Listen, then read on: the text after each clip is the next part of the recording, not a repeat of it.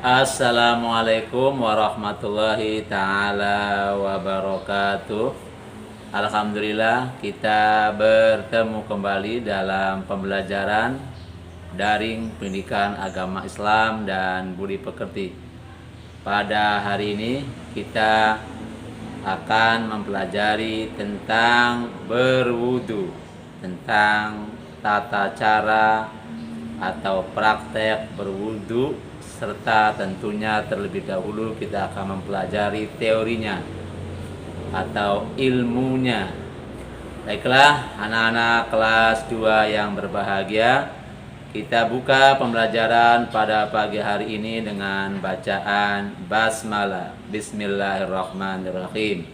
Semoga dengan bacaan basmalah pembelajaran kita berjalan dengan lancar dan semoga kita memperoleh hasil yang maksimal. Baiklah anak-anak kelas 2 yang berbahagia, berwudu merupakan syarat manakala kita akan mengerjakan sholat.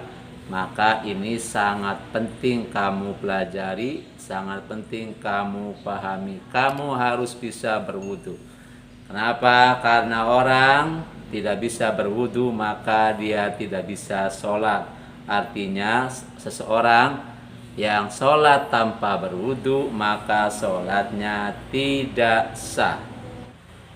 Adapun tujuan pembelajaran pada pagi hari ini adalah guna siswa-siswi bisa memahami tata cara dan terbiasa melakukan wudu sebelum sholat.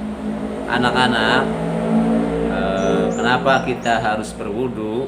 Itu berdasarkan firman Allah Subhanahu wa Ta'ala dalam surat Al-Maidah ayat 6.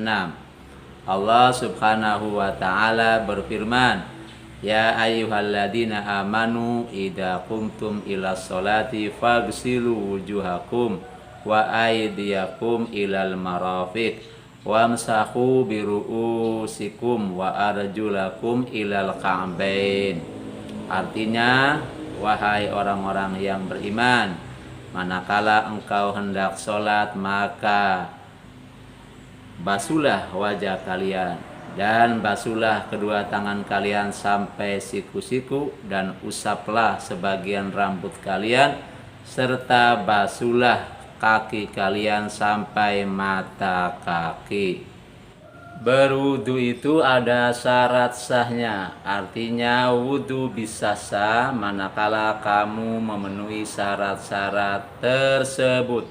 Adapun syarat wudu itu ada 5. Yang pertama, beragama Islam, yakni seseorang yang hendak berwudu itu harus beragama Islam.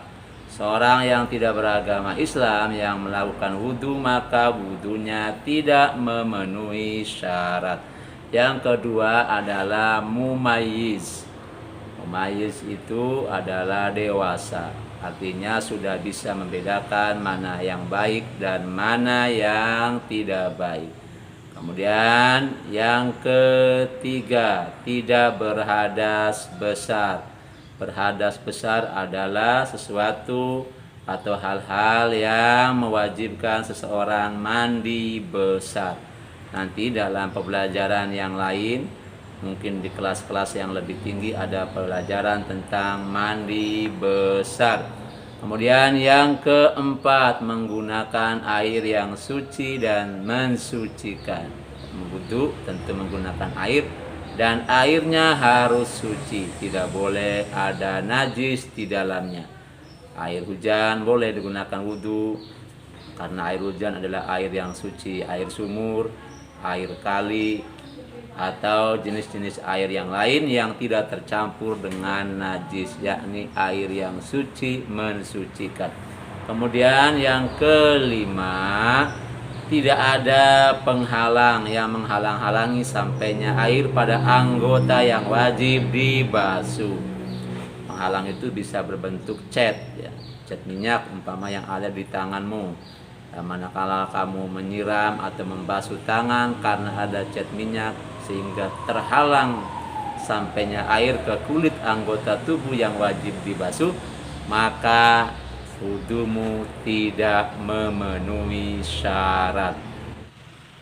Kemudian apa rukun wudu itu? Rukun itu adalah sesuatu yang harus dikerjakan. Bila mana kalian meninggalkannya, maka wudu kalian menjadi rusak atau menjadi batal. Rukun wudu itu terdiri dari 6 hal.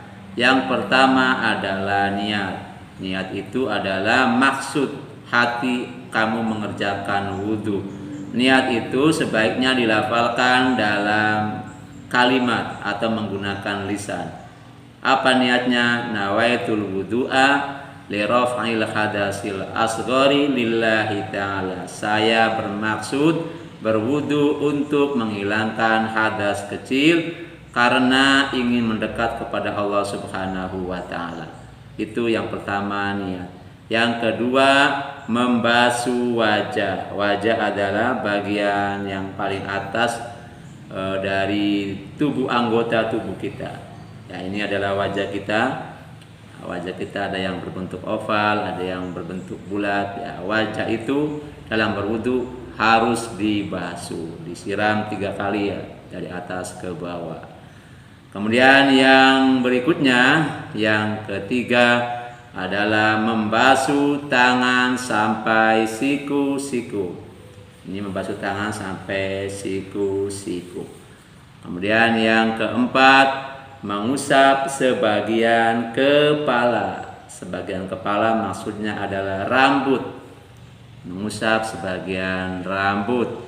Kemudian yang kelima, membasuh kaki hingga mata kaki. Kemudian yang keenam, tertib. Tertib itu artinya mengerjakannya secara berurut-urut dari poin yang pertama sampai poin yang kelima itu. Tidak boleh diloncat-loncat, harus urut. Pertama niat, kemudian membasuh wajah, kemudian membasuh tangan sampai siku-siku, mengusap sebagian kepala. Itu adalah, kemudian terakhir adalah mencuci atau membasuh kaki sampai mata kaki. Itu adalah urutan yang tidak boleh dilompat-lompat. Namanya rukun yang keenam, yaitu tertib. Anak-anak yang berbahagia, baiklah itu sepintas beberapa hal terkait dengan tata cara berwudu, yaitu ada syarat sah wudu dan ada rukun wudu serta dalil kewajiban berwudu manakala akan sholat. Nanti dalam pembahasan berikutnya akan dibahas lebih jauh terkait dengan materi ayo berwudu atau materi tentang berwudu. Baiklah, sekarang kita sampai pada lembar kerja.